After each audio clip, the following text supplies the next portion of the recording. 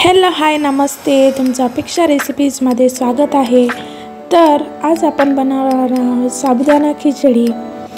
तर तुमची साबुदाणा खिचडी चिकट होत असेल तर व्हिडिओ पूर्ण बघायला विसरू नका, कारण की ही साबुदाणा खिचडी एकदम चिकट न होणारी मस्त लागणार आहे। सर्वात आधी आपण आलू घेतले, छान धुवून घेतले आणि त्यांना आता किसून घ्यायचं।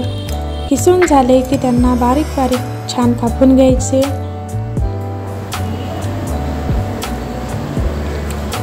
मिरची पण घेतली 2-3 आणि ते पण मी कापून घेतलेले आहे।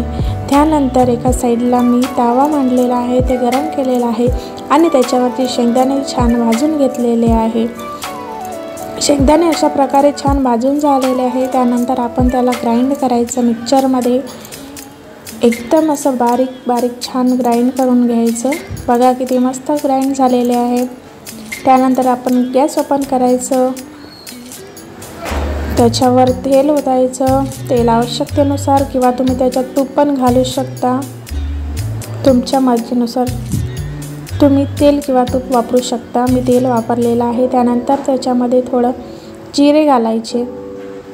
जिऱ्याने कसं खिचडीला मस्त अशी चव येते। त्यानंतर आपण मिरची घालायची। त्यानंतर आपण जे आलू काप केले होते ते घालायचे आणि छान मिक्स करून घ्यायचं। मिक्स करून आलूला कमीत कमी 5 ते 10 मिनिट छान शिजू द्यायचे आणि झाकण लावून घ्यायचं।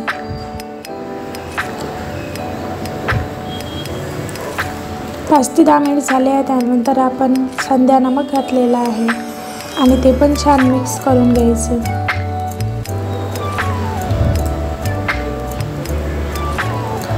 मी कमीत कमी 8 ते 10 तास साबुदाणा भिजत घातलेले होते।